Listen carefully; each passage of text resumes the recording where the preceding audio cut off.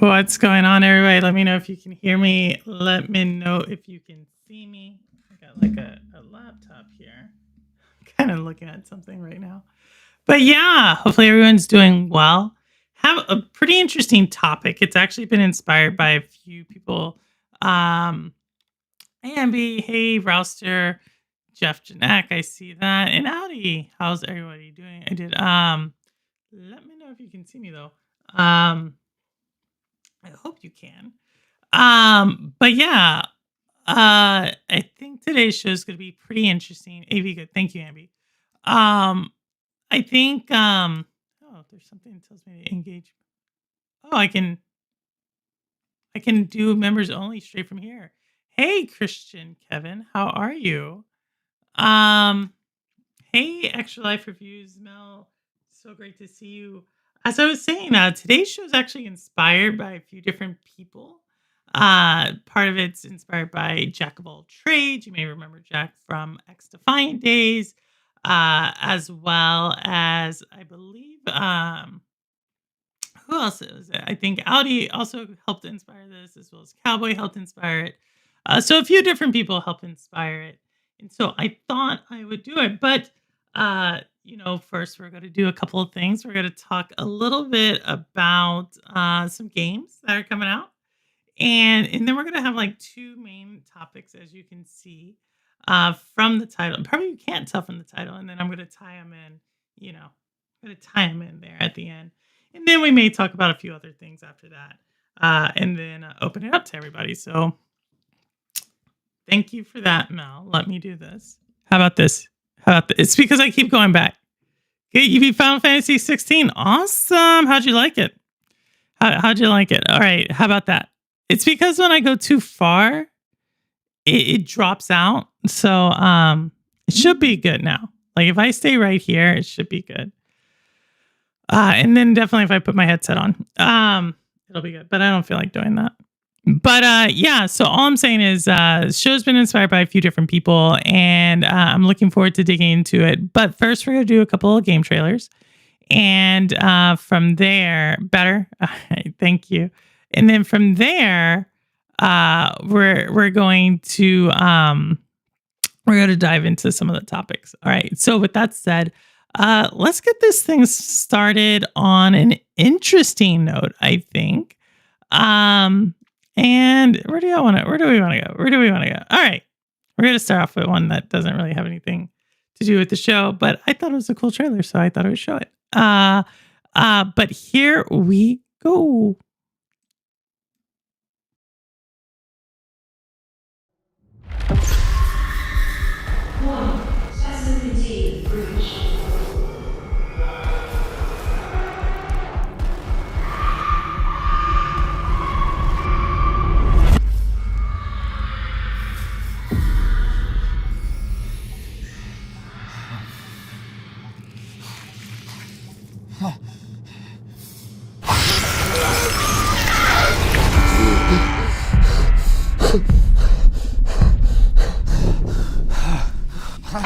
Paul Mason, 34, former surgeon at Westwood Hospital.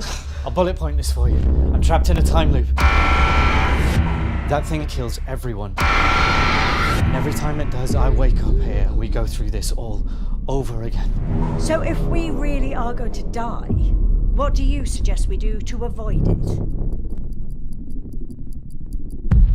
We run like hell.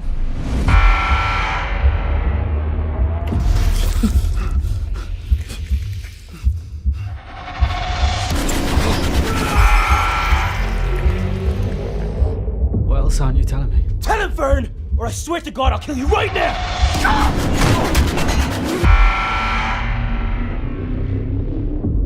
There's still so much you don't know. What did your people do to me?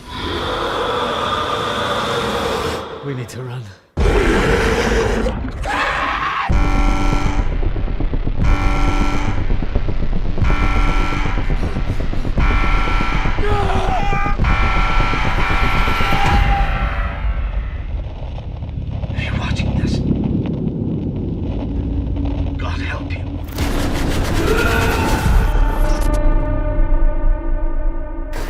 We all have to pay for the things we've done.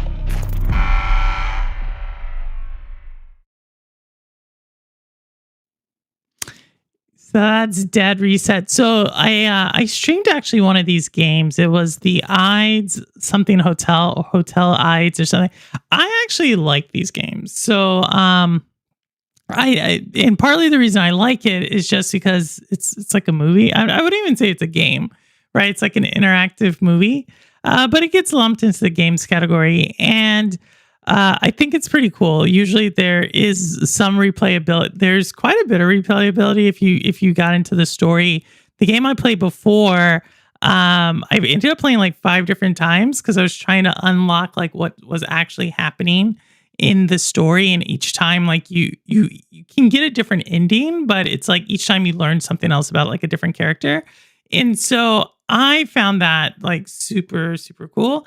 This one is actually more of a horror. I have not seen one that's this much horror. The other one I played was like more of a psychological horror, and so I am looking forward to that.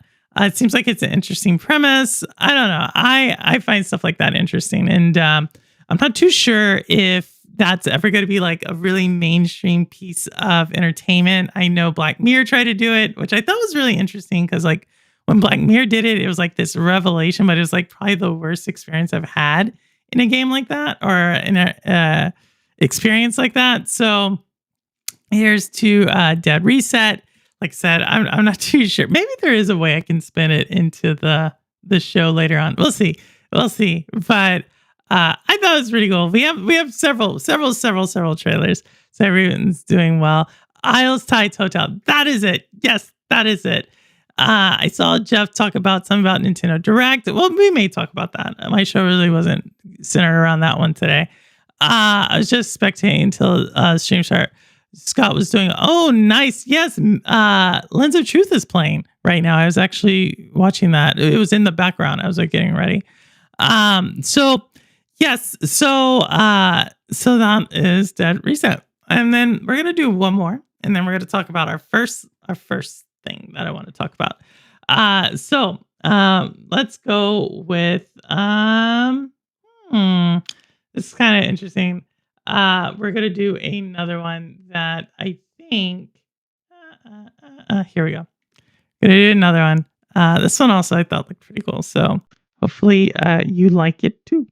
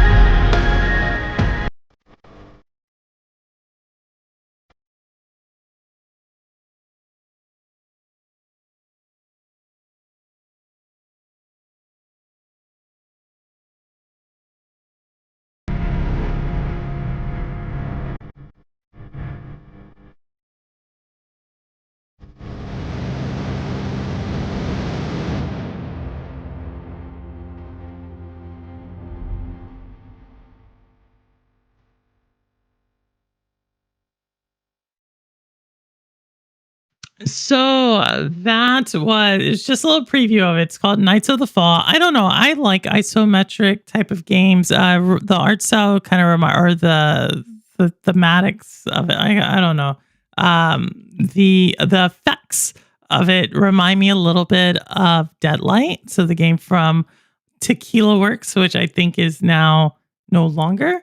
That it seemed interesting, so I don't know more. I'm gonna be keeping my eye on it because it seemed like it's kind of like one of those games that are like interesting enough story. I know it didn't say anything there, but I'm hoping there's some story there, and something unique. So I'm gonna be keeping my eye on it. And I saw that y'all. You're right. Tomorrow, Nintendo Direct. I would expect something from Metroid as well.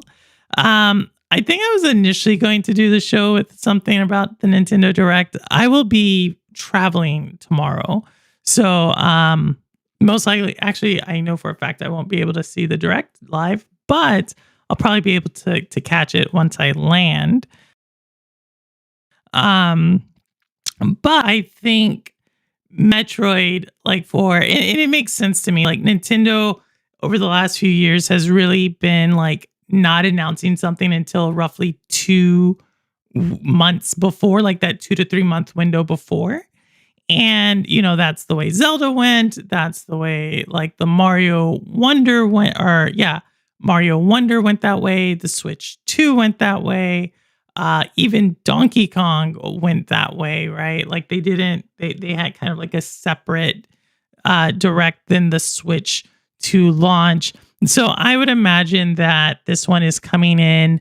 If I had to guess, it's going to probably be early to mid-November. And that just gives enough sufficient hype to like kind of lead into the holiday season with a solid, by that time you're going to have Pokemon. Like we're forgetting that that's coming out in October. And we already know Jaw picked up the Switch 2 because of it. So I think if Nintendo can land like a Kirby Air Raiders, I guess that one's also might be there, right? Kirby Air Raiders. Metroid, you already have Donkey Kong, you already have Mario Kart, you're going to put a Pokemon there. I mean, and you might have something with Mario, like the 40, it's not the 40th anniversary next year. I guess it's the 40th of like the Nintendo one, but I think it's the 45th anniversary next year. I think they have a lot of content coming up and at least for first party IP, that could be pretty nice. I don't think we see a Smash Brothers, but I know some people have hinted at that. I think that's more like a 2026 anchor, to be honest. But yeah, I don't know. It's an hour long to what Jeff said, and I'm expecting a pretty solid showcase from them, at least from the first party side. So we can definitely talk more about it. But that's, I guess, my overall thoughts. Hey, Carlos Larry, how's it going? Hey, Lester, I saw the thumbnail and thought you were playing. Oh, did you, Lester? No, I'm going to be talking about Silksong, though. I will be talking about Silksong here in a second. Actually, I think it's a good time for us to talk about Silksong. So, as I told y'all before, I hinted at something. And so here we go. Let's jump in. All right, so Silksong launched last week. Lots of stuff, lots of praise, very high scores across the board. It's been said that it crashed certain digital storefronts. It's been huge, a lot of publicity. We had Zalic out of Australia showing so much pride in her fellow countrymen. And what they were able to do. Lots and lots of stuff about Silksong. And there's been two main things that have really stuck out to me about Silksong. And they're both kind of interesting. And like I said, I'm going to come back to one later on when I tie everything together. But the one that I wanted to talk about right now is this idea right here. Which is Hollow Knight fans are surprised at how punishing Silksong is. And so the segment I really wanted to talk about was this idea between is Silksong, and it's not really Silksong, it's just the easiest one to draw this argument out of right at the moment. Is something too difficult or is it punishing? Right? This idea that there's a difference between when a game is like difficult, and this is where Jack of all trades comes into this conversation, because this weekend he was playing Silksong, he was really enjoying it, and he asked me this question. He goes, "What is the hardest game you've ever played or you ever beat?" And it just kind of caught me a little off guard, just because I was like, well, on one end, like, there are certain games that I've played and I stopped playing. Like, it's not fun to me. And so there's that, but then there are games that I've played where it's like I am like literally counting timing, learning sequences, trying to get quicker, right? And so most recently, the games that will fall into that category would be something like, Black Myth Wukong, very much like learning different move sets, staying up, trying to figure out different things. I think Prince of Persia had several bosses that were somewhat difficult when first encountering, as well as some difficult platforming if you were trying to get 100%. Even I would put out a game like Blueprints, the puzzle game that came out earlier this year. All of those games, to a degree, had a level of difficulty that you weren't just going to pick up and just like ace it, right? Like you would have had to stick through to it. But I think there's this conversation about punishing games, right? And so I found Minecraft too hard. I'll talk to Lo-Fi on that one. Harder games are, I think it's related to my age rather than the gaming industry. That's fair, Crow. That's fair. It crashed all storefronts, or they stopped. They didn't load it up correctly. That could have been the reason as well. But when we think about punishing games, right?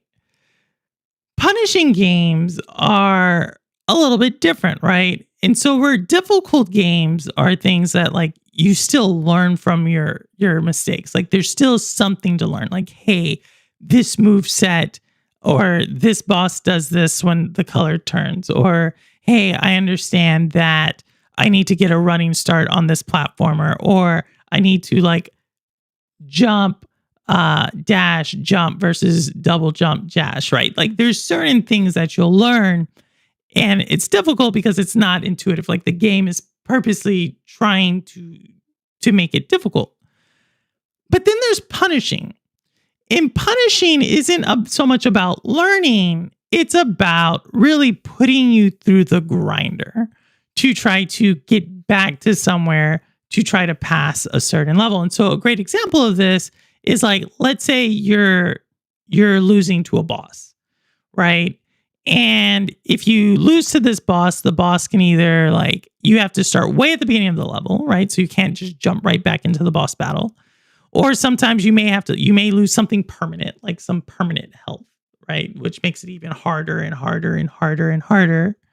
Or it takes like some form of money or something else in there. It's adding a level of, on top of the difficulty of trying to figure out the boss, it's also adding on this level of like punishment for even attempting to surpass said level or said boss or said challenge.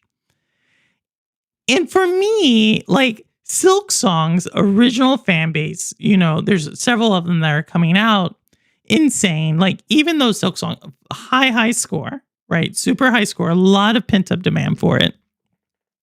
A lot of them are saying the game is coming out like really brilliant world, brilliant movement, unique new game mechanics, very interesting bosses, but some of the things are too hard.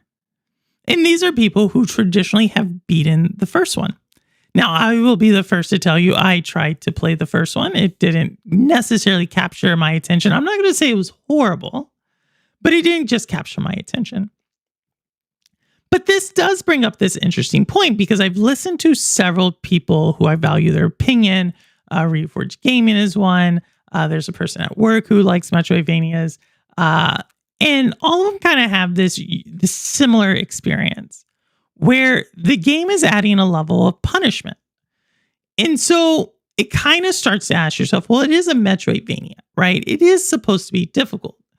But have they leaned a little too much into a punishing game loop, game cycle? And when we think of punishing games, one of the first games that, Souls games, like we know from Software, has made their games many times to be somewhat punishing. And what's currently going around with Silksong reminds me a lot of the discourse that was happening with Elden Ring. I was like thinking of the picture in which it gained a lot of hype. A lot of people jumped into it. And then they realized like, wait a second, this game is like very difficult. Now that's not the game's fault. That's not the developer's fault. it is what it is. Like, I think the gaming industry a lot of times is driven by hype. And so I think Silk Song's kind of falling in that. And a lot of analysts have kind of like noted that this is kind of leaning a little bit more into like the soulsy side of gaming versus the difficult side, which is like usually what Metroidvanias, platformers, action platformer, a lot of times they're known to be more difficult than more soulsy. Now again, or more punishing. Now that's not to take anything away from the game. Like I think the Metacritic scores speak for themselves. Again, like I think it's just an interesting parallel to pull out from it. I think when we talk about this, the reason I bring this up is because I think there is a trend right now in the games industry. And I'm not saying necessarily Silk Song, right? I think like they had their vision and took 7 years to get there. But I do find that there are certain game companies that are trading off difficulty, which again is meant to like still teach you, still engage you, still make you like learn how to do something to progress. They're trading off that, which is kind of hard if you think about it. And Michelle and Kyle, the developers behind Lamote, the puzzle platformer, one of the first games I streamed, one of the first guests I've had on the show, they kind of spoke about like this inherent difficulty when making a game, or a challenge, I should say, which is how hard do you make the game? And when you put it, like when you create an easy mode or a story mode or a very difficult mode, like how do you measure that, right? And ultimately, Michelle, the brains of that team, she said her whole thing is to teach. Like she had a fundamental view on teaching. And this is when, if you all remember, she brought up the crow example, not crow resin, but an actual crow and how a crow can think. And how humans, generally, we think in steps of 3, right? You teach someone like crawl, walk, run, right? And we see that in the military. We see this when we're training new analysts when they come on the team. We give them something very easy to work on.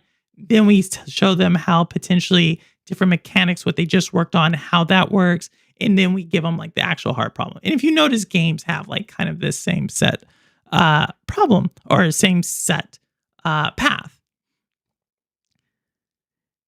That takes time. That takes game design. That takes trying to create something new, right? Because if someone plays the exact same game and it has the exact same game mechanics and the exact same map and so forth, it's like it's not challenging because you've already mastered in another game. So you have to be somewhat aware of what's on the market. Versus punishing, which punishing can also have things that are just difficult, like super high boss health, weakens your health. It's like insta-death hits and so forth. And then it takes longer, right? Punishing is meant to make you grind down. And if you're not really careful as a game developer, you can find yourself making the game punishing to make up for the fact that the game is maybe not as difficult. Now, again, Silk Song fans, Hollow Knight fans, I would say are kind of on the edge of this, right? They still say it's a Metroidvania, but they almost relish. I'm talking about the fans. I'm not talking like new fans. I'm talking like actual fans. I would say they almost relish this. And so this is one of the conversations that came out of this week that I thought was really interesting, is about this like kind of balance between, is the game too hard? Is it not hard enough? Is it a true fan if you played the original one? Is it new and like beginner friendly? And there's one thing that I think all gamers would agree on, though, which is this piece. And I want to bring it up. And so here we go. If we look at this, and the thing I want to showcase is the comment at the bottom. Let me do this. The thing I want to showcase is the comment at the bottom. No game should be $80, $70, let alone $88. AAA studios have been pushing garbage for premium price for far too long. This year's Silk Song Expedition 33 proves the world that great games can sell for great prices. And I think that is a very interesting. Let me kind of bring myself back in here. Why can't I find myself? Okay, we can't find ourselves. That's cool. So I think that's a very interesting perspective, right? Because on one hand, we like things to be cheaper, right? Like, I don't think people want to spend when they don't have to. And I think there's been this sentiment that games are too expensive. And I heard this quite a bit over the last week as well. This idea that like, hey, they can make this. And we saw this also at Expedition 33. We've seen this a couple other times where it's like, hey, this company can make this game relatively cheap. That means all companies can make this game relatively cheap. And I think there's always room for optimization or to make your operation more efficient, I should say. So I totally get that. But then you have devs who are kind of caught in the middle of this. And you saw that at the top of that conversation. And this is an indie dev that is somewhat caught in the middle of that, which is to say that they had a game coming out, right? They originally got a price at $20. It's a Metroidvania game. And the game's much shorter, right? The game's not nearly, it's not meant to be as long as Hollow Knight. And they were going to price it at $20. And now they're saying like, what should they price it at? Like, should it be $15? Should it be $10? Should it be $5? And for the most part, the community is coming out and saying like, hey, they're still willing to pay $20. Like, just put it out if it's a good quality game. Other people are saying, hey, just drop it to $5. Saying a lot of different things. But I think this does offer up like an interesting like thing. So if we think about Hollow Knight and we think about Souls games and we think about like, well, people are wanting a cheaper price in a longer game, you can almost start to see that there's potentially games out there that are trading in like actual game mechanics and game design, right? A game that is truly probably a 10 to 15 hour game or 5 to 10 hour game. And they're making it more punishing and almost bloating the time in the game, right? You can kind of to justify a price, which I would say is also not that great of a thing. But I also think that this kind of also masks something when we focus on price so much. And we've seen this with the debate about Game Pass. We've seen this about the debate with AAA games. We've seen this. Cowboy continues to troll me in Discord about Nintendo. We've seen this quite a bit where people are overly focused on price. And I don't quite understand why. And the reason I say that is, I guess I get it. Like, price is the first thing you pay. But if a game is priced at, let's say, 20, like Hollow Knight, where my little thing of Hollow Knight go? If a game is priced at like 20, like Hollow Knight, and people cannot beat said game because it's either too punishing, it's too long, it's too hard, it's not what they thought, is that still a good value? So to better put, if you actually pay for a game and you got a good deal on said game, but you don't actually beat the game, is that a better value than if you paid more for a game and beat the game? And I'm going to be very curious with Silksong to see what is the percentage of players who actually started it and beat it. You know what I mean? Like, once you beat the game, a lot of times you can see those stats, like who set this achievement, got to this biome, and so forth. And I'm going to compare that to Hollow Knight. And I think there's like enough people that it should be an accurate representation of, after so many months, about how many times people have beat it. And so in the world of Wu-Tang, hey, Joe, what's going on? And also, 100 for Bunker Breakout. Oh, I think that's exactly how much Joe wanted to raise. You lost me at Reforge Dead. Hey, sorry, Paul. I don't know what he did to you, but I think he does good commentary. But and I think Ambi did a donation there. So thank you. Oh, it went through. Thanks, Ambi. It went through.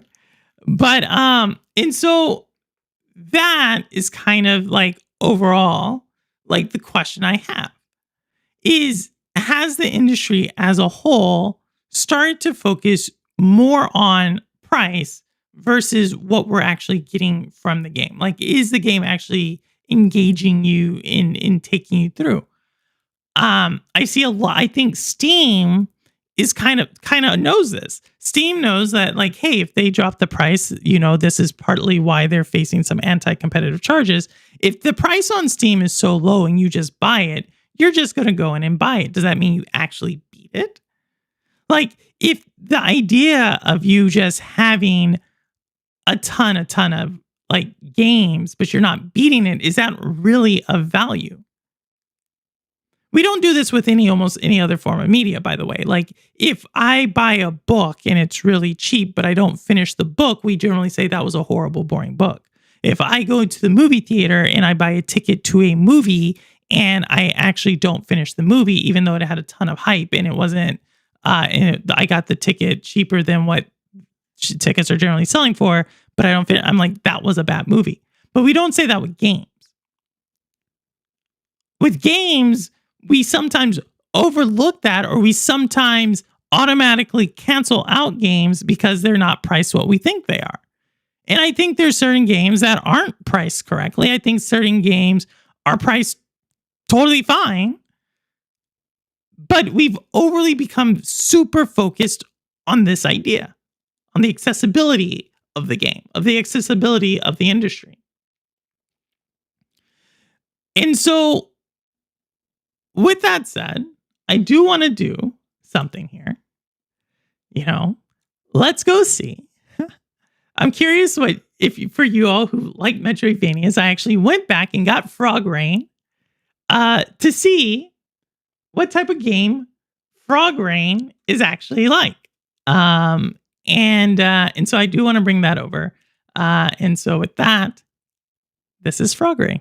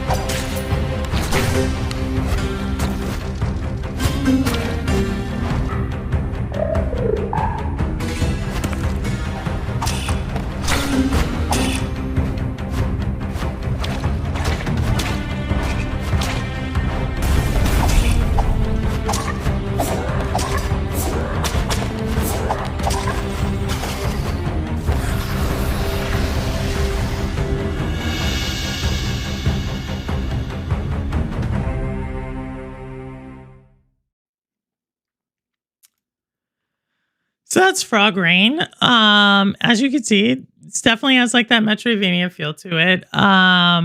Says it's a short game, first game. It's one person who made it. He's asking what he should price it. I think that speaks also volumes to game devs not quite knowing business principles as much.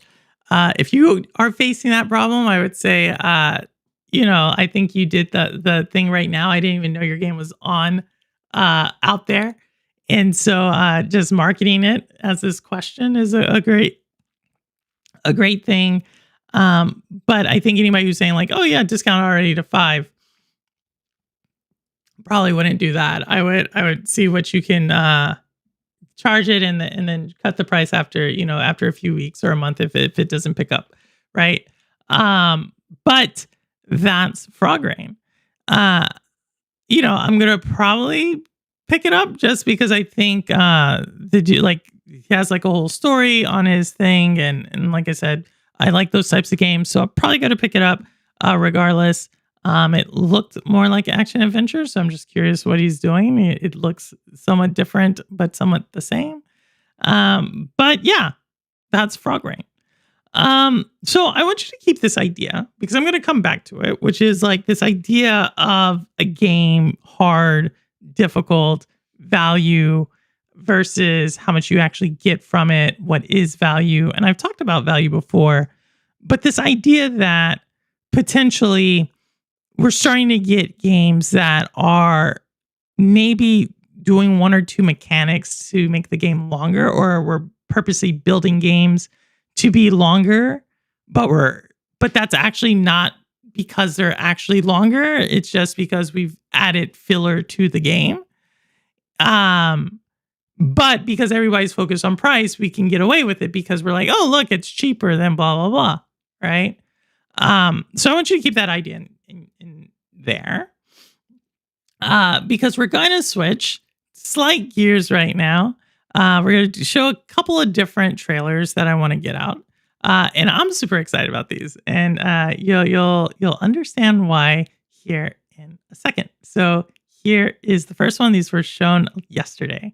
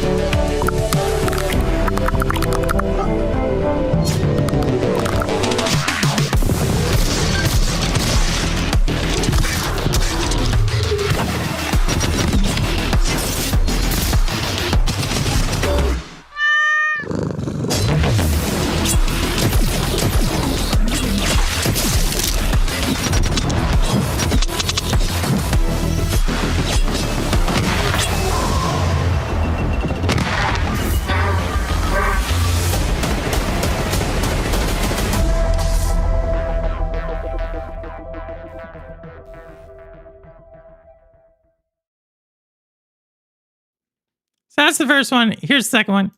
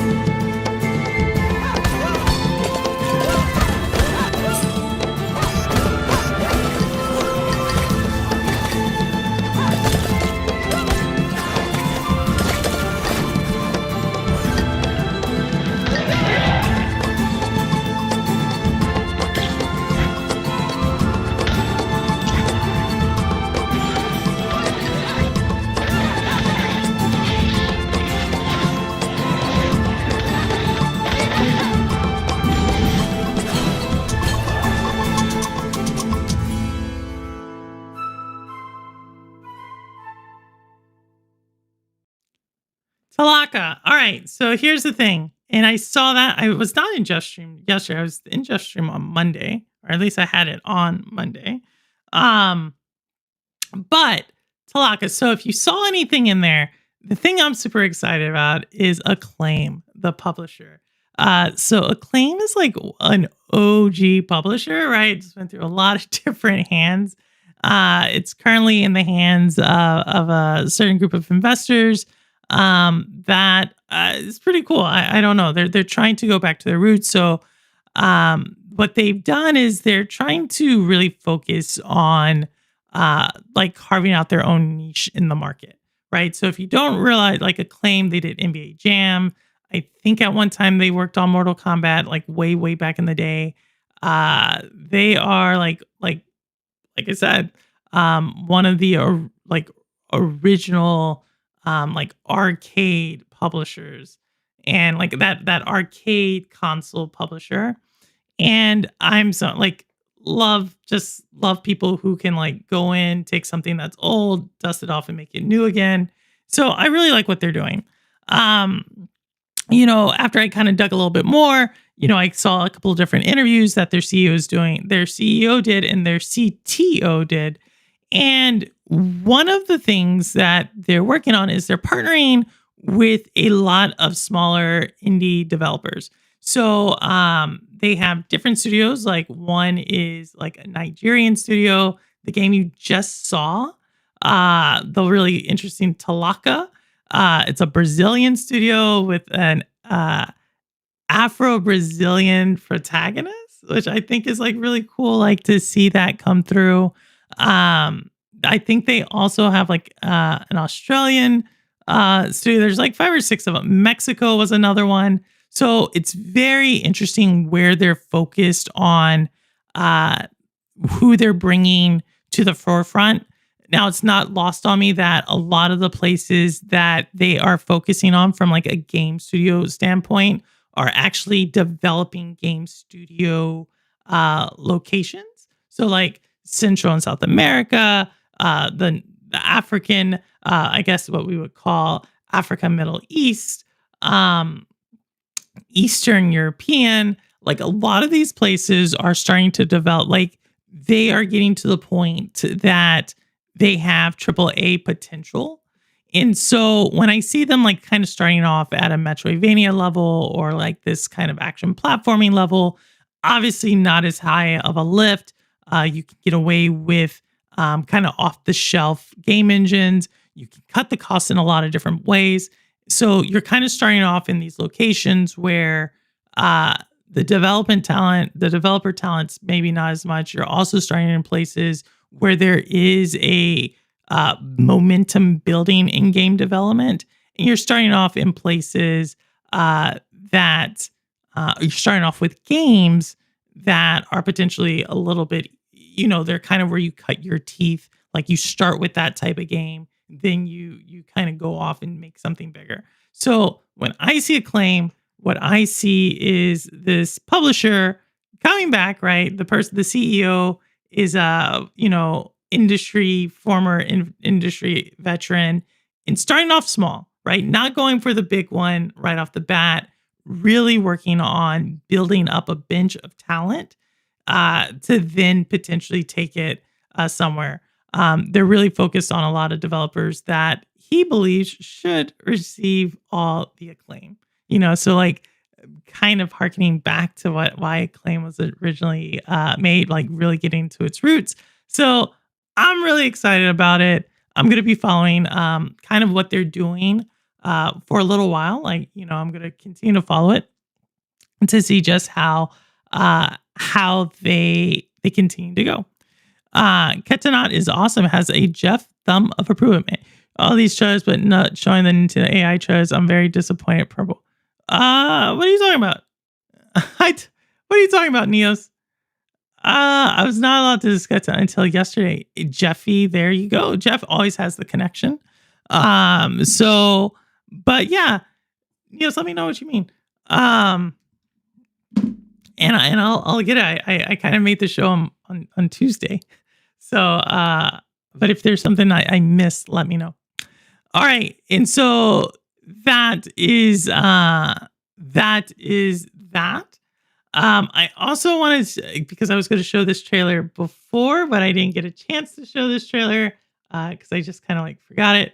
But there was another game that launched on, oh my goodness, do I not have it?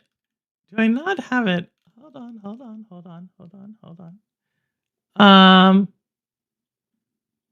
Oh, I don't have, okay, yeah, I do. All right, so there's another game that launched last week from another OG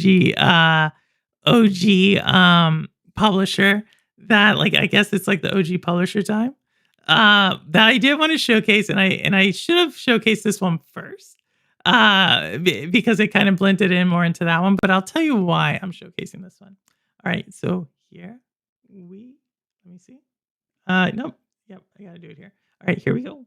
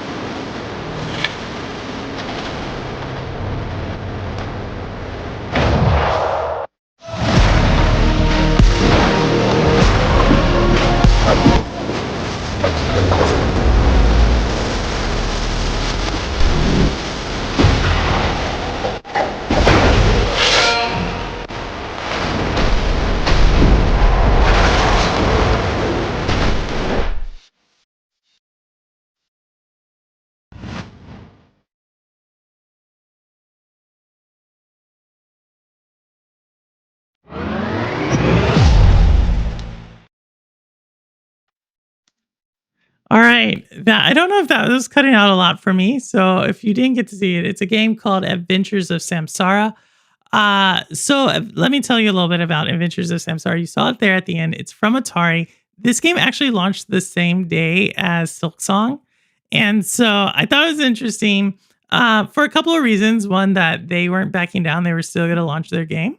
I don't blame them. There's goes a lot goes into launching any product. And so Silksong kind of came on and 2 weeks before said, hey, we're launching on September 4th. And Atari said, you know what, we're going to launch our game too. But Adventures of Samsara is actually an older Atari game. So if you all remember, about 2 weeks ago, I was a little bit critical about Atari. They purchased some IP from Ubisoft. And I was like, why would you purchase some IP? It started this whole conversation with Audi, if you remember that. And it was like this conversation about IP and building IP and so forth. But it seems like Atari is really kind of going the same route as Acclaim. Like they have a ton of IP.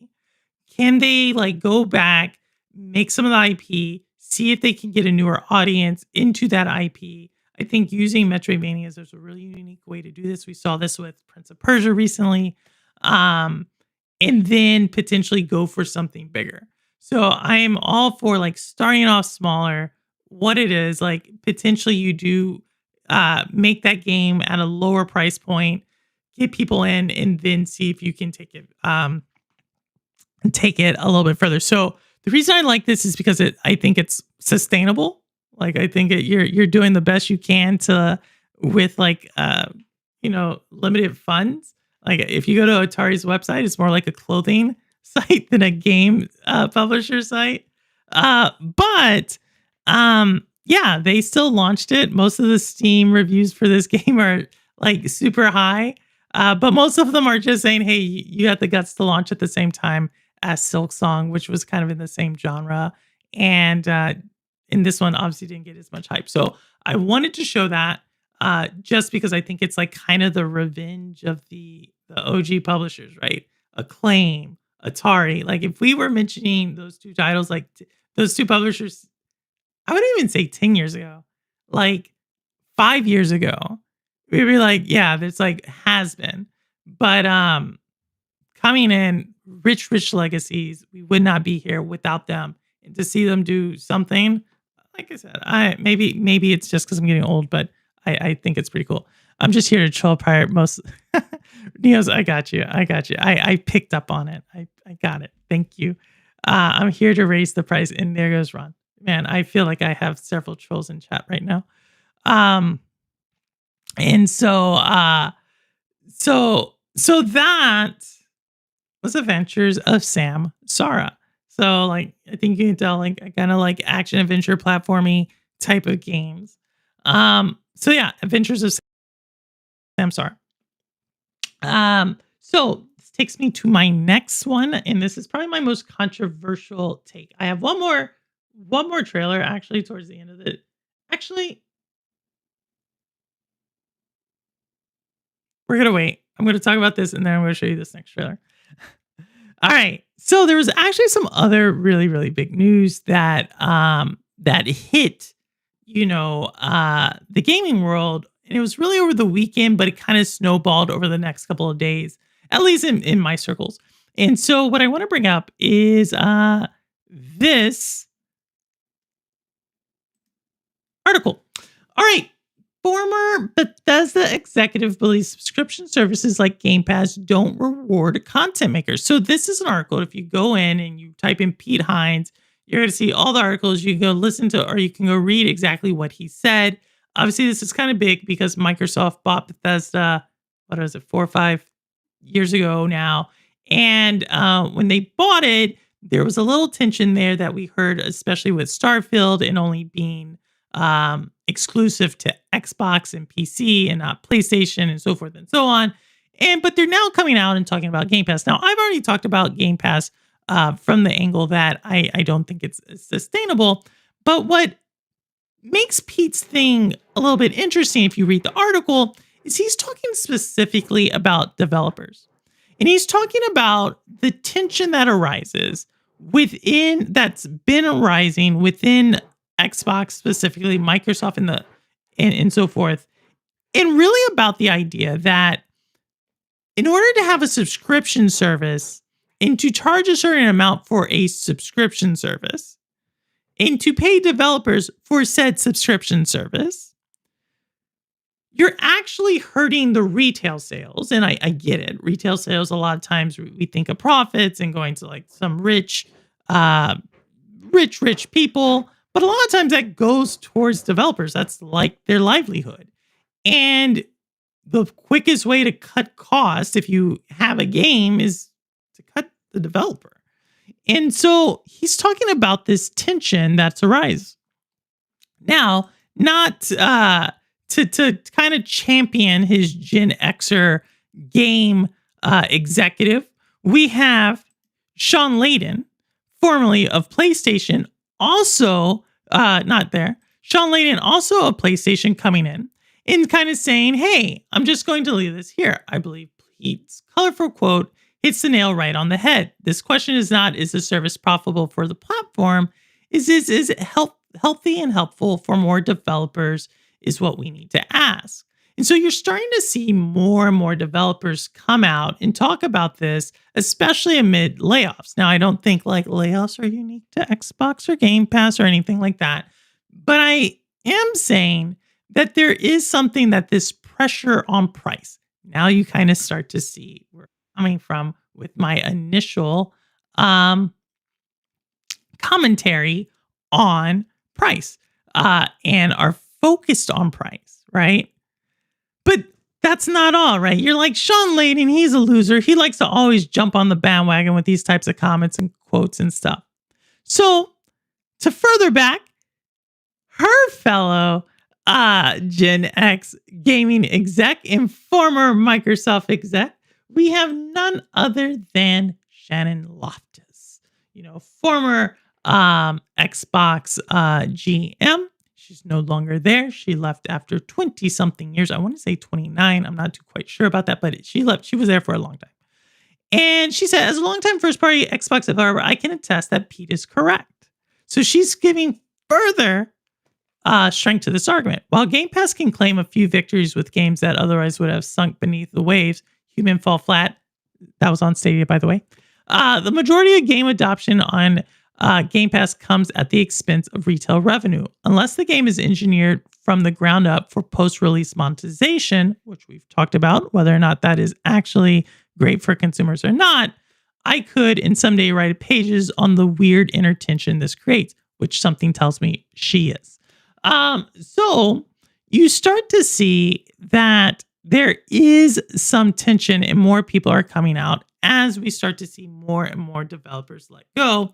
And we start to see potentially more games that are geared towards a subscription model, which then brings me to my game, or to the game we talked about earlier, which is Silksong.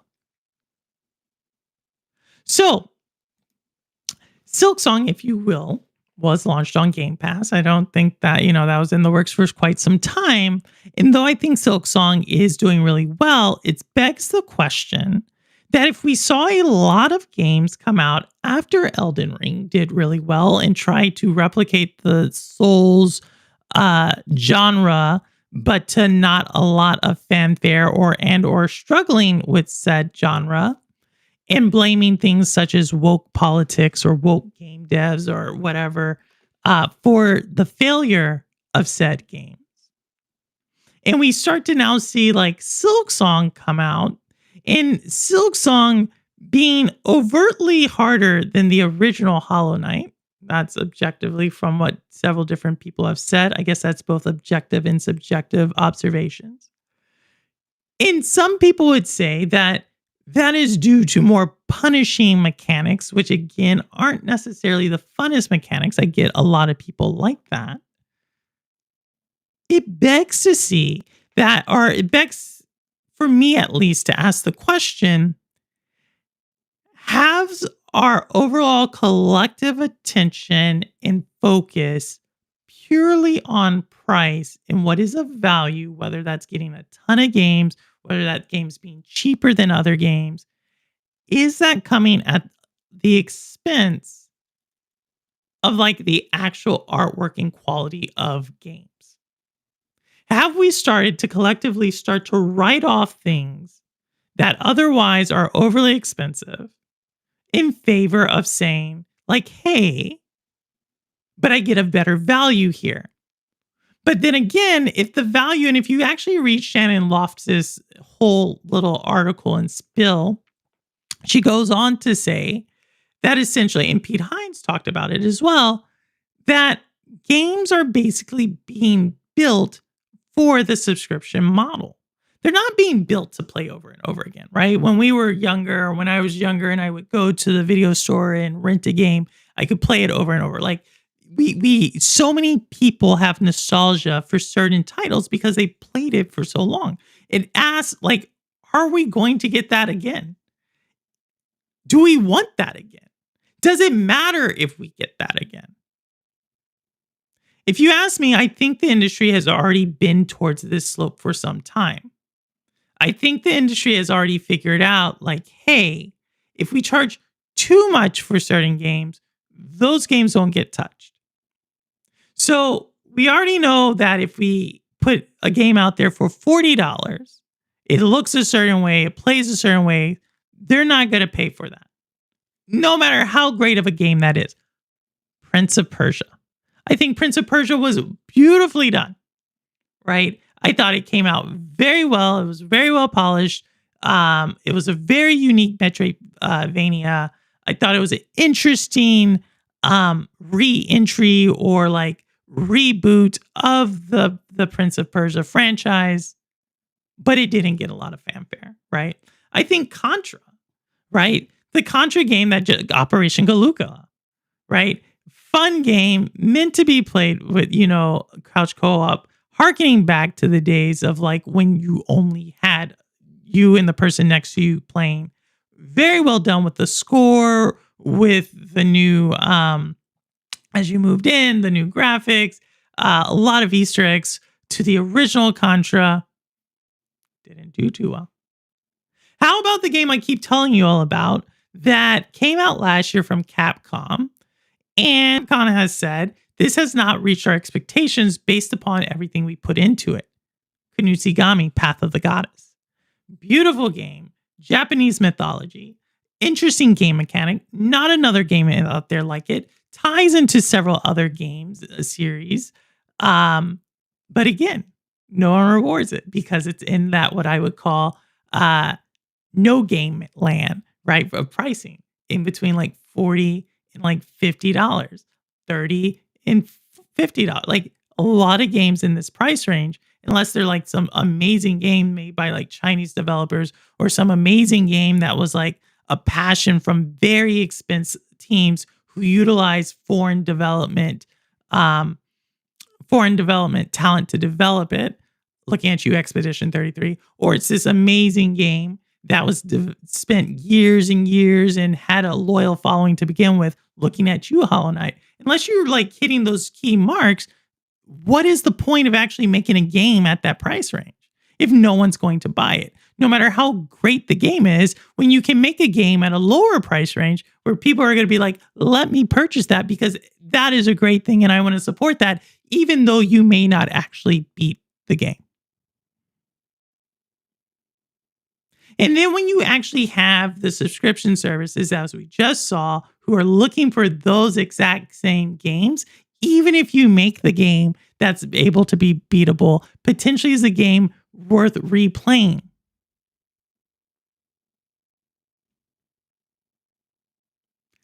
That's kind of the question why I ask. Like the whole episode of what this show is called. I forget what is it. I forget what I even named it. Right? But have we missed the plot? I thought it was too, Paul. I thought it was too. Hey, Cherry Man, what's going on? Hey, Granite.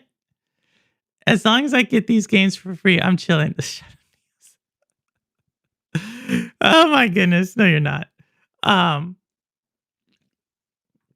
know you're joking about that. But that's the question. You know what I mean? That's kind of like, what I wanted to ask. That's what I kind of wanted to talk about as we think about games. And again, I think Hollow Knight scores speak for themselves. I think a lot of people have given it a super high score. They haven't even beat the game.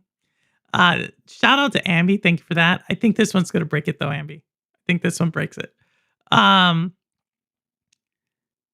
But yeah, as I was reading what they were saying, and I was looking at Hollow Knight, and I was looking at people who would spend like 6 to 8 hours, and they said, "Hey, I'm not coming back to the game. There's too many other games coming out, and I'm not going to jump back in because it's too punishing." Right? It made me think: if you gave the game a 9 out of 10, but you didn't beat the game, is the game a 9 out of 10? You know what I mean? Or are we just getting caught up in hype? Is that just are we now have the big game companies kind of reversed engineered what success is? Have the big game companies realize that if we can just price it super cheap, give you something that at least harkens to something that looks good, but you don't beat it. In the meantime, we give you something else that's really cheap that, again, you don't beat. But we're so excited because we just keep paying that $20 to $30 or whatever, and we keep getting the game after game after game, but we're not beating game after game after game. Are we really winning with a cheaper price? I don't know. My answer is no. So maybe I should say I do know. My answer is no. But that's what I feel like. Bar none, Severin. No discussion to be had there. Severin, you missed too much of the conversation. I think you missed too much. You don't have to price it super cheap. Severin, you got it. Oh my god, I can't stand when people jumped in late. Severin, you missed like a whole hour of a conversation, dude. But I appreciate it. And because that's kind of the end of it. But I like your point. You don't have to price it super cheap. You just need to make it feel worth the price tag you want to charge for it. Okay. Fair. It may buy it one day. Neos, I can't stand you. Some of my favorite games of my youth I never beat. Is it typical for people to finish games? Ooh. Which game, Granite? Which game? Because I think if that's the answer, if the answer is I don't intend to beat it, I just want to have a decent 6 to 8 hour experience with it, then why? I guess then why do we give games? Why do we allow games to do that, but we don't allow movies or TV shows or books to do that? That's all my question is. Why is it okay with games we can say, hey, and I guess someone said it before, we play it, we experience it. But a book, like if I pick up a book and I only read half of it, sorry, no worries, Severin, you're good. I totally get it. Your twins' second birthday, first birthday time around this time, right? September 29th is your twins' birthday, right? Coming up. So it sounds like they're theft at twin, but can't deny it's a good deal. I would pay $30 for it at least. But that's fair. And those twins, those double troubles have a birthday. That's what I thought. I remember. So yeah. So if your answer is like, and I'm not going to tell you you're wrong, right? If your answer is a game can be great, and even though I don't beat it, and that's okay for games to be not beatable, then I think they figured out the formula, right? I would say, like, if I am not beating the game, if I'm not playing through the game fully, and I'm just putting it down, I don't know. Like, to me, like I said, I compare games to books, to movies, to concerts, to play. And so, like, if I leave halfway through whatever it is I paid for, I wouldn't say that that was a good thing. Is it just because games are longer? I don't know. Like my time is still valuable. Like my time, like 1 hour of my time is still 1 hour of my time. 28th. I knew I was close. 28th. No worries, Neos. Mario 1, 2, and 3, I never beat. Well, you didn't miss anything with 2. But 1 and 3, that's fair.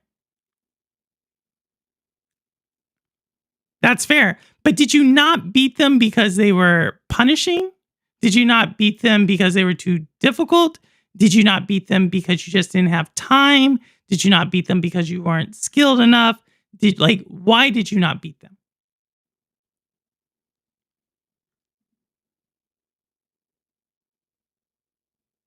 I have actually I beat Battletoads. I beat Battletoads with my brother around the same time that we beat Ninja Turtles. I want to say it's Manhattan. It supposedly takes place in New York. There's like a beach. I don't know. It's not. Living here is not New York. But we beat it around the same time because they came out around the same time. So I have. So no, the closer analogy is if you paid X for an amusement park and didn't go on everything. Is it, Lester? I mean, I feel like that's if you don't 100% the game. But okay, let's say, was it worth it? If you just stayed in line the entire time to go on rides, like why did you not go on everything? Did you not go on everything because you didn't have enough time?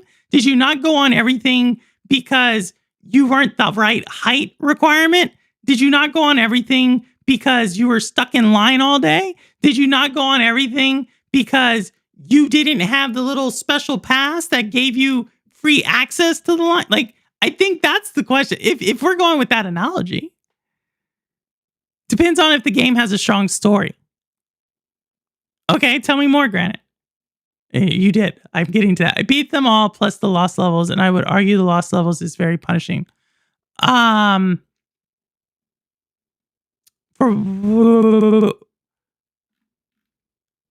Interesting.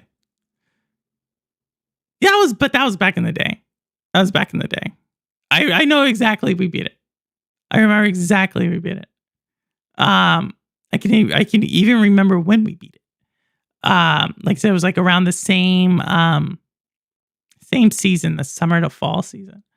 I didn't have the time to get skilled enough to beat the games. Eventually I moved on to something more. So then that's not enough. That is the game is too difficult. But what if the game was too punishing? Right? I don't think people are, again, I bring it up. I just think Silksong fit into that analogy as I saw people moving on from it. But I could probably make other arguments, other games that it's like this isn't what it is, right? Also, PSA to all Puerto Ricans and be pay attention. It's not to answer. It just gives me more questions. Yes. I don't believe the time to get skilled enough. What if it just wasn't fun anymore? That's what I wanted.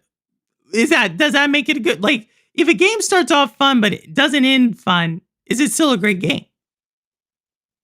I think that's the, like, I think there's a lot of layers to it, but I feel like our over fixation of price leaves us susceptible to potentially ignoring like games that are actually pretty good with good quality, games that are potentially we give games a pass because we're like, oh, well, it wasn't that expensive. Or potentially we hold all games to like the same thing. Like every game that's $20 needs to live up to Silksong. Or every game that's $30 needs to live up to Little Night. I guess Little Nightmares is $40 now, right? So every game that's $40 should be Little Nightmares. I don't know. It just is interesting. Where the game is just a link. Ooh, I like this. I buy the games I rate. I buy the games already, even after I played them, preferably having played them on subscription first help me find them. A souvenir of my journey to the land and a reward for the company. So poetic. So poetic. Interesting. Interesting. It's a Puerto Rican thing. Maybe it is. Why would that annoy you? Not finishing a game with a strong narrative feels worse than not finishing a platform without a strong narrative. Not finishing a... Okay. I get what you're saying. You're saying, so that's like a story. Versus a platformer, it could just be like you don't have time to get good at it. But why do you move on to something else before finishing that? Is that because something else is brighter and shinier, or is that because this became too hard? We're getting a demo for Little Nightmares 3 next week. I ain't playing it. Rumor has it y'all are going to get a video of me talking about Little Nightmares next week. There you go. How about that? Rumor has it. Put a lot of time in that thing too. So basically, if a game causes high levels of rage quit, is that a good game? I don't know. Some people would say, yeah. That's the question, Granite. That's the question. That's why I say, do games like, when we look at certain Metroidvanias and what makes Hollow Knight great, I would say Hollow Knight probably is good because a lot of people like the first one. A lot of people like the world, the art style. There's a lot of attention to detail, right? But if you don't look hard enough, right, you could actually just say, well, Hollow Knight's, it's too difficult. So let me just make every game too difficult. This is what I say about Souls games, right? Like there's actually an art to making a very difficult game that keeps you engaged. And I don't think that's punishment. I actually think punishing games are the exact opposite. Punishing is just, like I said, fluff. But I'm starting to see a pattern that I think some game companies are going down, like I said, that depending on the pressures we talked about earlier from... Where's that quote? Where's that quote? From Pete. Now, this is the richest game company in the world, right? There's no game company richer than Microsoft. None. I guess if you include NVIDIA, I get it. But you get what I'm saying. There's no game publisher more rich than Microsoft. And if they're feeling the pinch, then what about the people who aren't as big? What do their games look like? I don't know. I'll just bring it up. So basically, my son has 60 hours on Silksong and loves it. He's crazy, but it's a good game. Is that not a good game? Does that mean he's getting the value out of it? No. Couldn't respond in time. All your points you raise, music are things that are applied to games already. Explain more, Lester. Oh, I can't wait. It's Little Nightmares is my number 4 most look forward to game. But because Reanimal's not coming out, it actually moves up to number 3. So that actually means South of Midnight was my most look forward to game. That's unfair to grade South of Midnight to that level. But yeah. And if Mio Memories of Orbit doesn't come out, that means Little Nightmares is my second most look forward to game. You can run out of time for any reason, but if you enjoy your time, I think it's worth it. Okay. So you would say, if you left the game and you didn't finish it, but you enjoyed all your time, and then why would you leave the game? The amusement park kicks you out, no? Unless that's like I think that's a plot line of several R.L. Stein books. But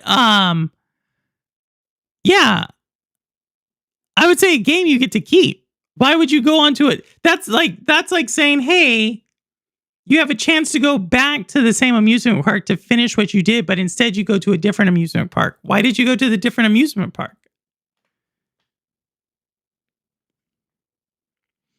Is Cheyenne also diminishing return of some games? If it's going to take me 20 hours to get to the next success, it's time to move on. So are you saying that's punishment though, Granite? Is that good game design? I guess that's the thing. If you feel bored in the game, is that great game design? Obviously, we have Crow's son who's put 60 hours.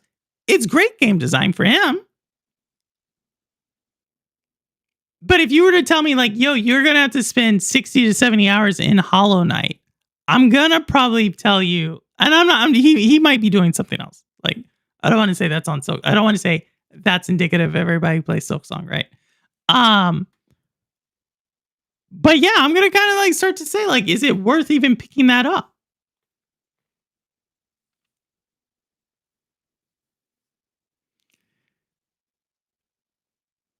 If you didn't enjoy it, you would leave. The queue point is basically the respawn queue. Right. So we're talking about. So you're exactly right. So I think you're just saying the analogy. You're just saying, pointing out this is an analogy to use. I agree. So then if you enjoyed your time, you would then come back to the same amusement park, right? I guess it's like having an amusement park pass, man. We are getting really down with this analogy, but it's like having a pass to an amusement park. And you leave before you did everything in the amusement park. Or you leave before you've finished the amusement park. That's kind of, right?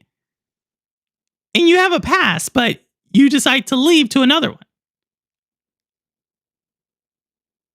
Or you just like, there's a whole range of experiences in between. I think you're right, Whit.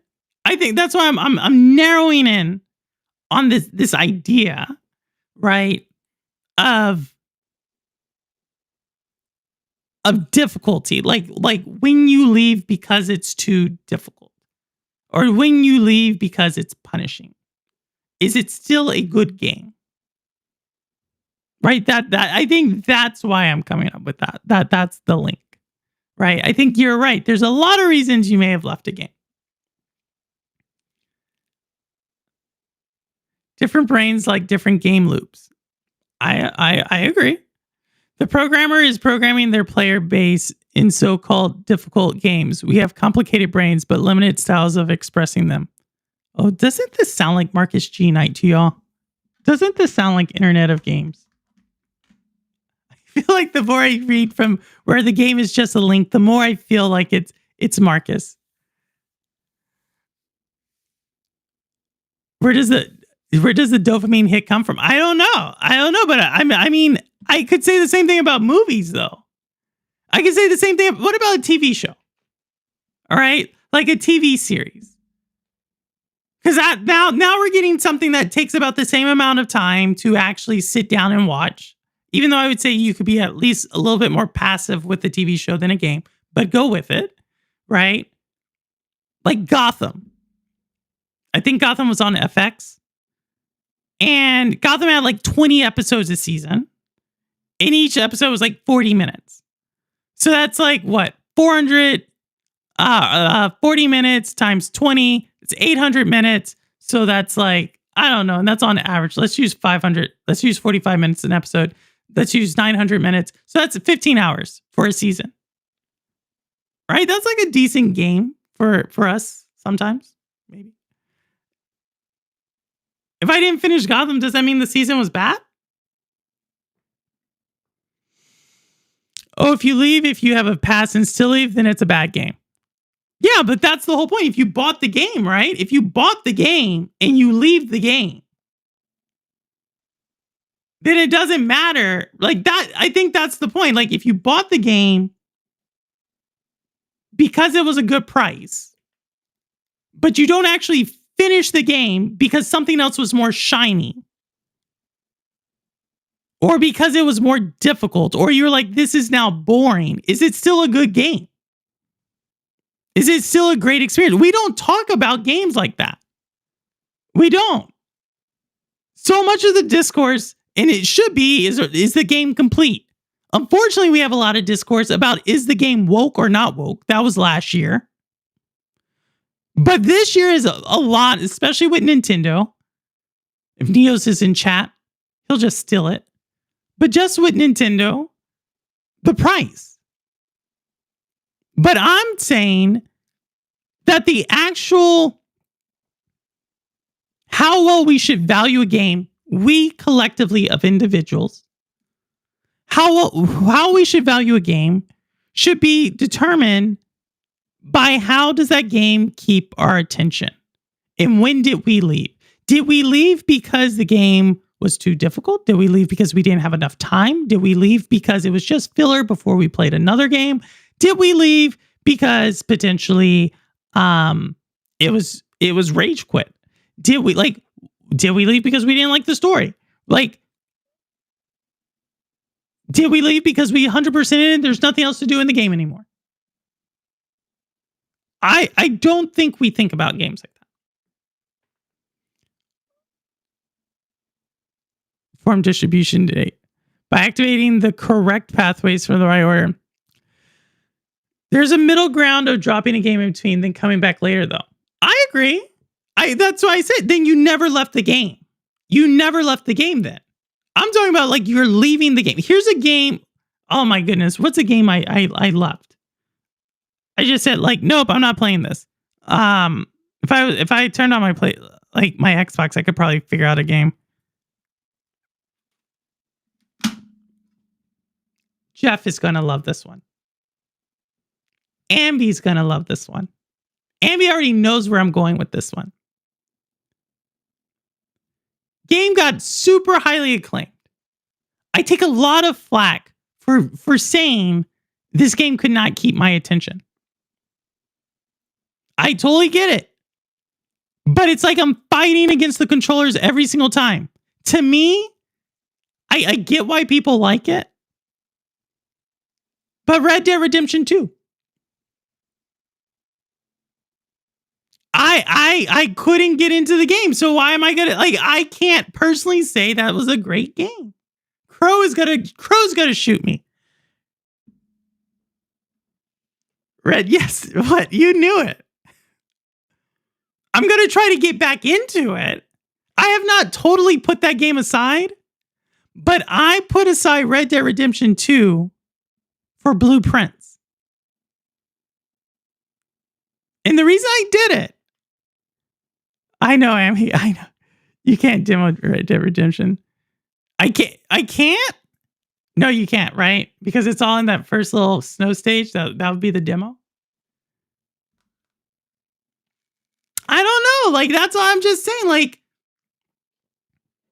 But I think Red Dead Redemption, don't get me wrong. I don't think it was overly difficult. I just think a lot of people played it when it first came out and loved it. But when I came back to get it's like, no, let me give you another example, a much better example, because this is a game I will not go back to it. Audi, don't get mad at me. Metroid Prime Remaster, whatever the Metroid game they remastered 2 years ago, that's a better example. Because I plan on coming back to Red Dead Redemption 2 when they I don't know, remaster it. But Metroid Prime, I'm not going to that game. I played it for an hour and a half, and I was like, this ain't me. I don't know if it's the game mechanic. I don't know if the color scheme. I don't know, but I couldn't get into that game. That actually has made me. I judge the Metroid Dread Metroidvania because of that experience. It's actually one of the reasons when Audi's so excited because it's his game. Metroid 4, which hopefully people get to see tomorrow. It's probably one of the reasons why I'm I'm not into Metroid, because of the Metroid. Is it here? It might be back there. It's definitely on my Switch. That's why I can't get into it. I know. Unless they do selected slices of gameplay. Yeah, I'm just telling you. That's all. That's all I bring it up. All right, 2 one day. But so if you're gonna return to it, then the argument doesn't exist, right? If you're like, I'm putting this down, I'm gonna come back to it, then that just means like you enjoyed it, you taste it, and you're like, I liked it, and you like to sample. Granted, or not granted, yeah, granted. I would say if that's the case, granted, you like the rush. You like the new feeling of picking up the game. And then once that kind of dissipates, you like that initial like, oh, this is a great game. I really like it. Once that dissipates, you then go for it. You look for the rush again. Or no, is that not right? Hey, Squiz, what's going on? Type in while lurking. Oh, it's nice. Who's talking about Warhammer? I think Prime, I'm worried about 4 because I haven't tried the previous ones. Oh, then why are you worried about it then? Do you want to jump into it? Is that why? Yeah, I think you're right. Remaster, like I said, I think it's the game. It was like the map, and I bought it when it first came out. That was like when I was first coming back to gaming, actually. But I just couldn't get into it. But that's probably the better example for me. The Switch 2 mouse controls look really good. If they copied what they did for Cyberpunk, it might be good. You think so? I just think, I mean, it's Nintendo. If Audi's still in chat, Audi's actually working on the game, Lester. Which I think is pretty cool. I think it's gonna be super well polished. I think they're gonna make it really well polished. The only thing that I think is gonna come out that'll be negative tomorrow is if they're like pushing it back to like 2026. I think that will upset some people. Which means, for granted, if that was accurate, then he got what he wanted out of the initial rush. Yeah, for him. Yeah. I'm not gonna say he's wrong. Like I will just say from what I experienced, I don't play games for that, right? When I pick up a game to play, it's competing with so many other like things for my attention, my time. And so like I pick up games the same reason I pick up books. I intend to finish it. I intend to play it. I intend to read it. I intend to watch whatever the movie. Like I don't pick up things just to do it. You figure me out. I also hate watching movies the second time too. See, so there he goes.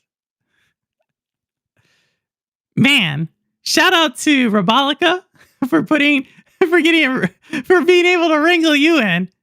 And I would have been like, first date? Granted, it's only there for the first 3 dates. Like, shout out to Robolica. I don't like console shooters. That's the main reason why. Oh, well, don't force it then, Lester. If you don't like it. There's so many great shooters out there. I should probably do a stream one day on shooters. I too play games I like most in the sessions. Whoa, geez, let me read this. I too play the games I like most in little sessions and then put them away again, hoping they don't really end. Well, hey, that's exactly what Wit does. Wit puts games back, hoping they don't. Wit gets to the very end and she doesn't finish the game. No, she's changing that. I could say that about 2 years ago. She's changing that. Fallen Asos and Chronos are both in that stack for me at the moment. Ah, that's fair. Like I said, I think it's fair. But that's where I think people should. I just think there needs to be balance between the conversation between price and this. Price and what you're getting out of the game. That's all. I think too many people are so quick to judge the game prejudge a game. Maybe that's the word I want to say. People are very quick to prejudge. And so some of you are like, oh, Purple, you just figured out people are prejudiced. Yes. I just think there needs to be balance. That's all. Just a little balance. Wait, does it have an opposite? Because Cyberpunk didn't. I don't know. know. I don't know. We don't know anything about it. I'll have to ask Audi. Man, I don't like rehashing. That's fair. That's fair. But I like completing story and mechanics. You know what I mean? I think for me, I like it when it, like, to me, the game has to keep me going in. Like, has to keep me engaged enough. It's like a book. That's why I say it's like a book. But Neos says it's an amusement park. Or not Neos. Lester says it's an amusement park. I don't know. Y'all tell me. With that, I'm going to show you one more trailer. I'm going to drop a link, and then we're going to go for like 25 more minutes. So it's the last trailer, and then I'm going to drop a link. Yeah, I think this is it.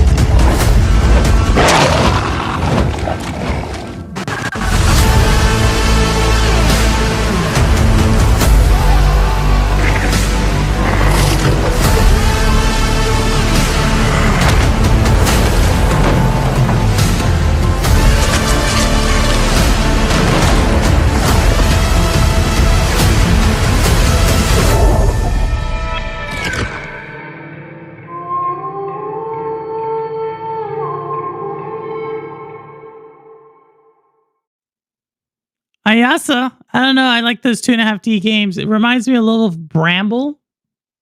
I don't think it has anything to do with Bramble, but it reminds me of that. You know, I think it looks interesting. I actually lied. There's one more game. There's one more trailer. I do want to show this one as well. And I'm going to tell you why I'm excited about this one. So I promise this is the last trailer. But here's the last one.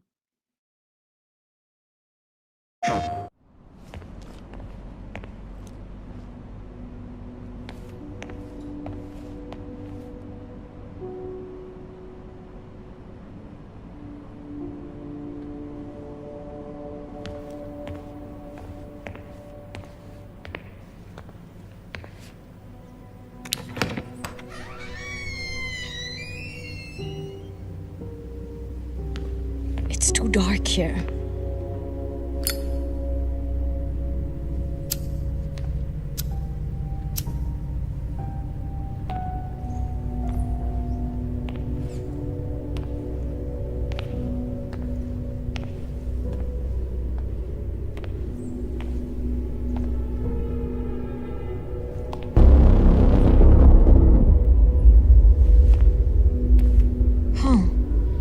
Is that blood?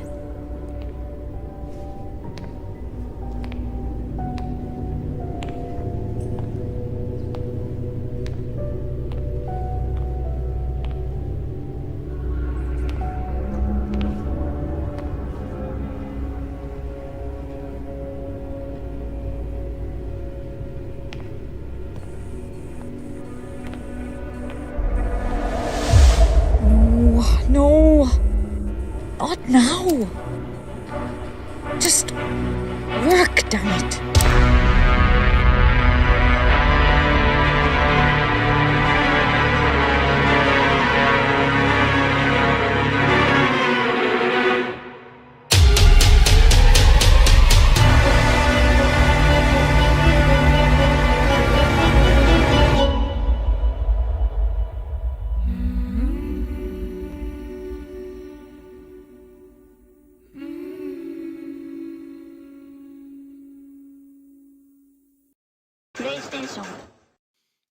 So you might be asking, why did I show Mukti?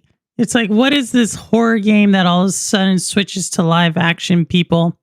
Well, I don't know if you saw at the top of that left-hand corner there, but that's at the India Hero Project. And so similar to what we were talking about with what Acclaim is doing, we've seen Sony do this for a couple of years now with the China Hero Project, and now they're spreading to the India Hero Project. I believe last week I showed y'all a game that is coming out of India, and I asked about the monetization model. We spoke about soft power in that battle between Tencent and Sony, but more importantly, around the soft power that is the traditional West and its allies and China.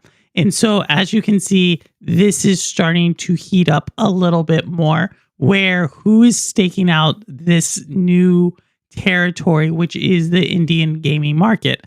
Obviously, that they do not have the organic infrastructure for like a AAA. Like mobile games, they are actually gambling. We talked about this, right? Gambling mobile platforms, they are probably one of the top in the world. But when we talk about games as entertainment, you see a lot of different companies going there in supporting it. So I don't know where it's going to actually land. I'm looking forward to seeing more about Mukti. But yeah, it is definitely that expansion that we're seeing from Sony, and potentially one of the first, dare I say, AA level games. One of the first. I'm not saying the first. One of the first to come out of India. So yeah. You'll be sent to the sulfur mine, Purple, for supporting an Indian startup. The sulfur mine. Oh my goodness. I was just showing. Is it an India startup or is it a Sony one? Is it? Is it? Oh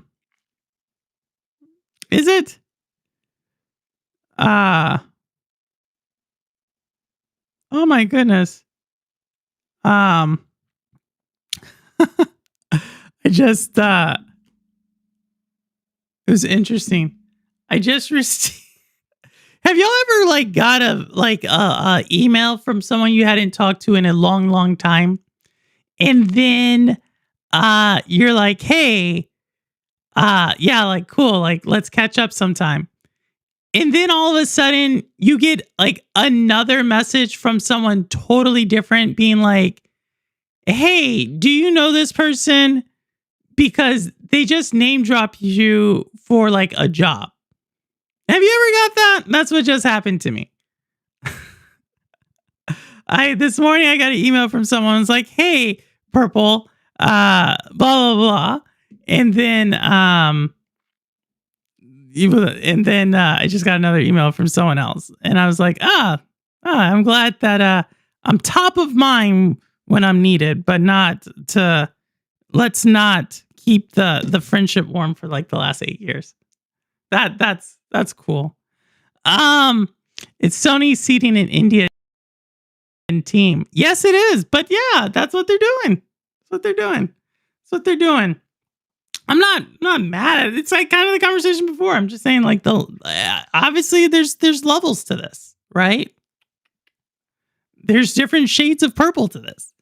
It's kind of like the conversation that we just had around value of a game. Some of y'all would say you're just going to take the game. Neos, I am looking at you. Others of you would say that you just want the game for that quick dopamine rush. Others of you would say you don't have the time for the game. Some of you will say, best game ever, I don't need to finish it. Other people would say, like, if it doesn't keep my attention, I'm leaving. Not a great game. I don't know. Same thing. Like I said, I'll probably go for like another 10 minutes, and then I'm gonna hop off. As I said before, I gotta pack tomorrow. Not too excited about traveling. But yeah, that's all I have. Those are all. Let me make sure we can talk about Nintendo stuff. As I said before, I think I gave you all my prediction. I think we're gonna see Metroid. I would not be surprised if we start to see some Pokemon. Also would not be surprised if we get some Mario, something Mario. I think that's my overall Nintendo predictions. Something Metroid, but not some Metroid 4, Pokemon A through Z or Z through A. I don't know what it's called. The one Jaw's looking forward to, and something Mario. All right, that's it. Like if I had to say if I had to go with like a wild card, what's my most wild guess?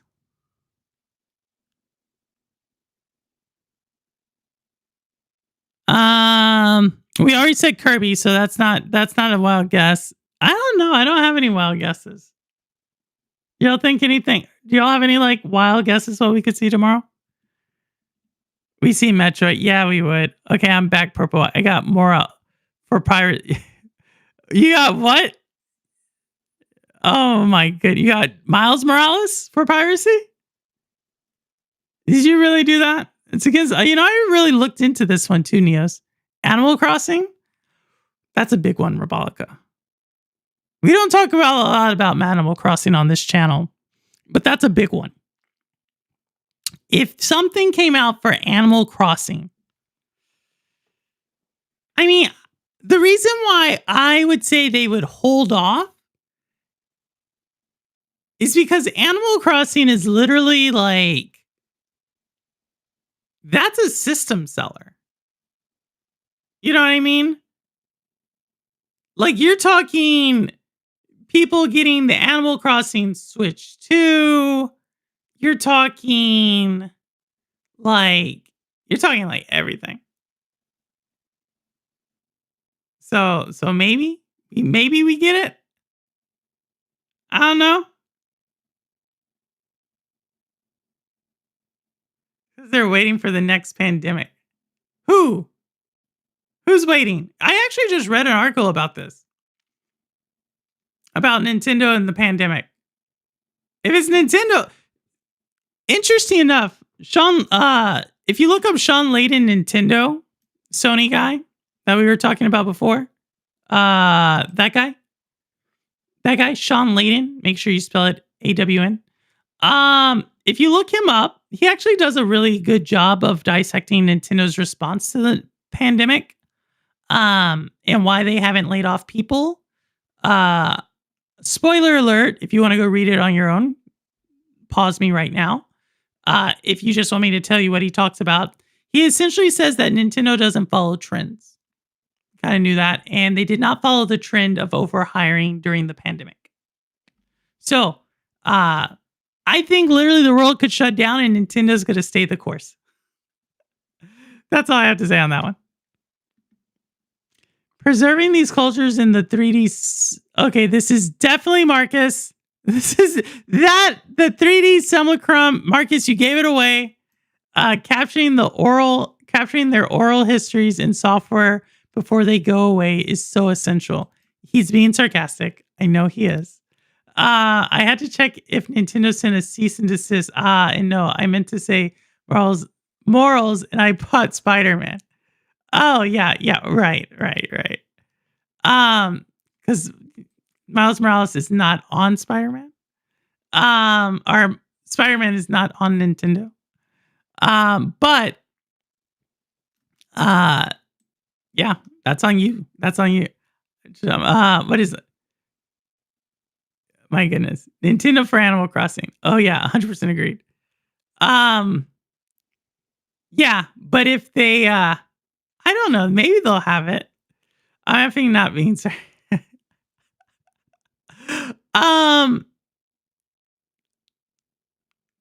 Marcus, did I ever tell you, like, I have to read your comments like 3 times to understand what they're saying? Preserving these cultures in the 3D.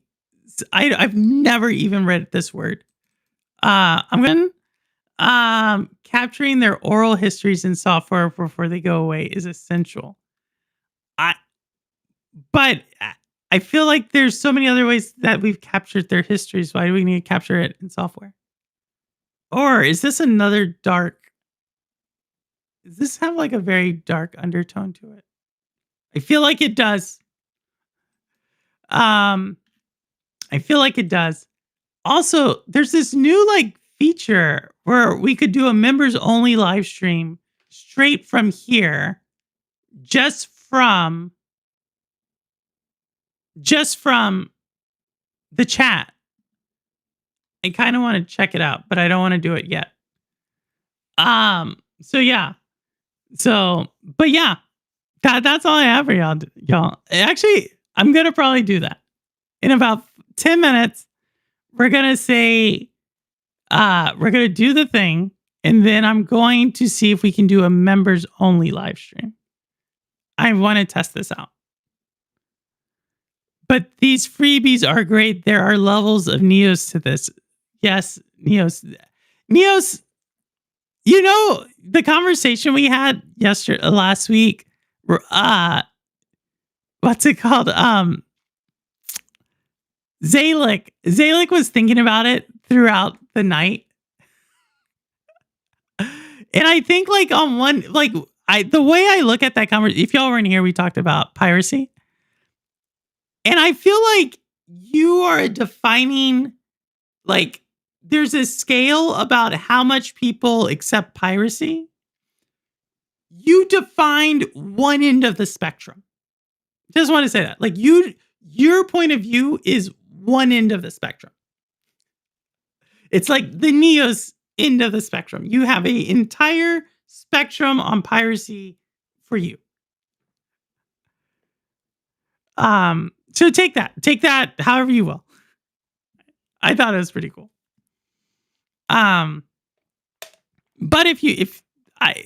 But to your point, and I wish Severin was here because next week we are going to have a conversation. Cowboy has asked to get a certain episode in for next week. He wants me to dissect the Nintendo Power World Pocket, whoever. He wants me to kind of dissect what I think about that situation. And my opinion might shock you. Or maybe not. A simulacrum is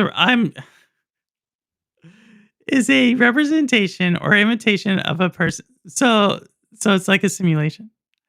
But it's of the person or the thing. Okay, so it's like it's there. The word was first recorded in English language in the 16th century, used to describe a representation such as a statue. Wow. I am always here to learn. Yeah, Severin came in. He came in for a second. I think to get Severin's attention, I have to like a game I think he's going to play. I need to put it in the thumbnail with some controversial title.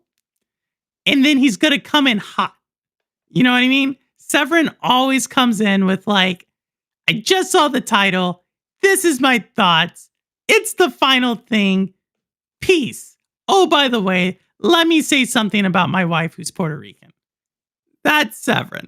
You know what I mean? Like, it's consistent. So I can't get upset with that. He's very consistent. But yeah, he was here. He did. He had some pretty interesting takes. You know what I mean? He has twins. I want to say they're one. I don't know. Time flies. They could be two, but I want to say they're one. All right, let me see how this works. I'm gonna do this, y'all. I want to see how let me see how this works. I'm gonna click this. So if we end the stream, I want to click this, and so if you're a purple supporter, please stay on because I want to check this out. So we're gonna start the live stream in 5 minutes. All right, so we're going to schedule this. I've never done this. All right. Don't bash emulation purple. It's a beauty. Are you emulating though? I feel like I don't think. I think you're confusing concepts. Or you're blending concepts. I don't think you're confused at all. You're using emulation and piracy, even though you can technically pirate using emulation, but you're using those interchangeably. There's a famous philosophy book by Jean Baudrillard called Simulacra in Simulation, which was inspiration for The Matrix. Well, that's a new one. I did not know that. I did not know that. I thought that The Matrix was like, I guess so. I guess it has to be inspired. It's not as original as I would think, eh? It seems to be showing a countdown under the stream. Well, does it? What's the countdown? At 1 minute, I'm going to do, or at 1 minute, 10 seconds, I'm going to do, oh, I do see the countdown. Oh, wow. So at 1 minute and 15 seconds, I'm going to do my thing. Then I'm just going to keep the Shades of Purple thing running. And then we're going to be showcased to somewhere else. So I'm curious, like, is it going to end this one and just push us somewhere else? I don't know. It's two different things. I know it's two different things. There's a countdown at the top for me. 3:12. Okay. Is 3:12 for you? That's weird. It just went to 3:12 for me. I feel like I'm disguising gangs on a stage right now. Wait, what? I feel like I'm disguising gangs on a stage right now? What do you mean? Yes. You kind of are. GPU simulacrum. No, I get it. Marcus, I always have to I have to dig a little deeper to catch what you're saying. I feel like you've been right. Let me make it very clear. Marcus was right when we had the conversation on AI. He says I blew him off. He was right. It's 2:20. It just said 2:20. Y'all are ahead of me. Y'all are literally ahead of me. That's weird. Because it doesn't show that for me. Y'all are like 15 seconds ahead, which is kind of weird for timing. Luckily, I'm going to do this. I don't care where you came out, you came really, really soon. Y'all are ahead. That's really weird. Okay. So we're going to do this right now. And then we're going to switch over. I don't care where. I'm just going to keep the thing going here. Right? The little playthrough. And then we're going to see what it does. So I don't care where you game, how you game, why you game, what you game on, how long you've been gaming. As long as you're gaming, you're good with me. And as always, this is Purple Haze and the proof is in the playing. And we are about to go talk about Neos on the other stream. I'm joking, Neos. I should do that. All right. But here y'all are ahead. That's crazy. Okay. Let me do this right now. Oh crap. Let me do this. All right. We'll see what this does.